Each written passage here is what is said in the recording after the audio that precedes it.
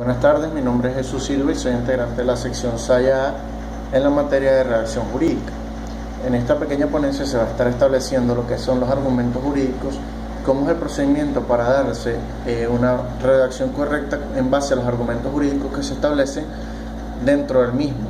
Sin embargo, antes de dar inicio a la redacción de dichos argumentos jurídicos, es necesario que quien redacte el documento pase por un proceso previo de racionamiento dentro del cual se considera la aplicación de la lógica general, que permita a futuro garantizar lo que sería la parte de los argumentos relacionados entre sí, permitiendo que dentro de ese documento que se va a redactar se arribe o se llegue a una conclusión.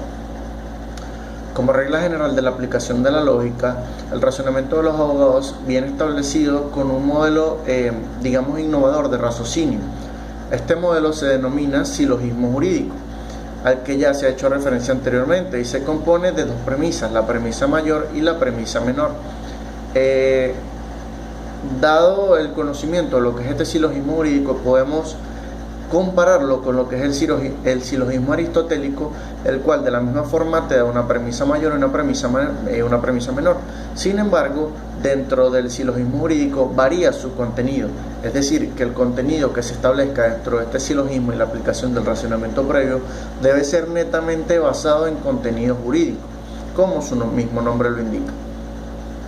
Este tipo de razonamiento servirá para garantizar la solidez de la argumentación que el abogado o cualquier operador del derecho presente para sustentar su posición dentro del documento. En otras palabras, o palabras más, palabras menos, podemos definir que el argumento es la expresión verbal de un razonamiento previo, es decir, el razonamiento básicamente nos va a servir, valga la redundancia, como una base fuerte para que en este caso la argumentación o el argumento dentro del documento tengan una fuente verdadera. En este caso, su mismo nombre lo indica, y es que la palabra argumento básicamente se trata de una prueba, una razón para justificar algo como una verdad o como una acción razonable. Dentro de los argumentos jurídicos podemos definir o podemos darlo de ciertos tipos. Sin embargo, he podido sacar los que consideré más importantes, y dentro de los cuales destacan dos palabras que van conexas, o dos palabras que son muy importantes dentro de los argumentos, y es la palabra consistencia y la palabra coherencia. Entonces podemos destacar que los argumentos se dan de tres formas: argumento como contenido de verdad, consistencia y coherencia con otras verdades ya admitidas o con referencias a un hecho previamente realizado, que puede ser verdadero o falso, y del mismo modo se debe destacar dentro de ese contenido.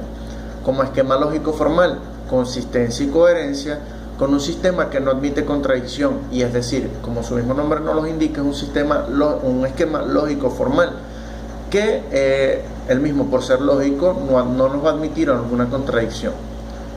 Y el sistema, o en este caso el esquema, como finalidad de acción, y es la consistencia o la coherencia con otros intereses, entre los cuales un individuo se motiva para actuar de una determinada manera, es decir, que el individuo que va a actuar en este caso va a tener digamos que acciones previas que lo van a conllevar a actuar de esa manera.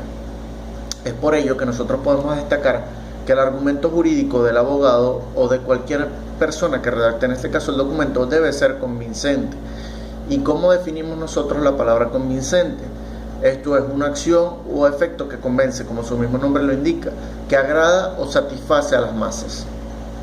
En este caso es necesario también destacar la forma entre la cual no se puede argumentar un documento, o lo contrario, por decirlo así, lo contrario de la argumentación.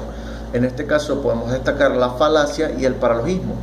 La falacia se puede definir como la razón aparentemente lógica en el que el resultado va a ser independientemente de las premisas.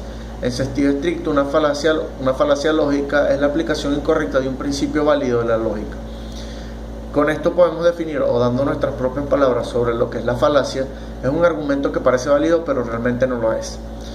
Algunas falacias se cometen, por así decirlo, de manera intencional para persuadir o para manipular, en este caso a las masas a las cuales se va a transmitir este documento, mientras que otro tipo de falacias se dan, o mejor dicho, se cometen sin intención alguna, por medio de descuidos o ignorancia de quien redacta este documento.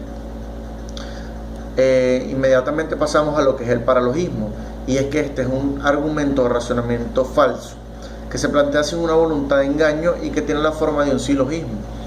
No depende de una confusión malintencionada de la persona que redacta, sino de un error en el razonamiento. Entonces es necesario destacar esa última palabra, sino en un error del razonamiento. Es por esto que decidí dar inicio a esta pequeña ponencia explicando lo que es el razonamiento o la importancia que tiene el razonamiento al momento de argumentar dentro de un documento o de redactar un documento. Y es que digamos que el razonamiento es la base que lleva el argumento, y si esas bases no son sólidas, el argumento por lo tanto no va a llevar la solidez necesaria o la solidez que requiere en este caso el documento que se está redactando. Para finalizar hago un pequeño resumen, o mejor dicho, en resumen, se dice que el abogado, o en su caso quien redacte el documento jurídico, debe tener pleno conocimiento de las leyes a la cual se refiere su caso, para que de este modo sea mucho más sencillo el proceso de argumentación. Es decir, digamos que la argumentación es aquello que nos va a definir qué es lo que realmente es verdadero. Y es por esto que el abogado o quien redacta el documento debe tener pleno conocimiento de las leyes para poder dar un basamento legal dentro de este documento, o definirnos de manera clara y de manera argumentada, valga la redundancia, a qué se refiere este documento. Todo lo que se diga dentro del escrito o dentro del documento que se va a redactar debe llevar una acción verdadera, algo que se haya producido y que deben ir acorde a lo que se está planteando dentro del mismo.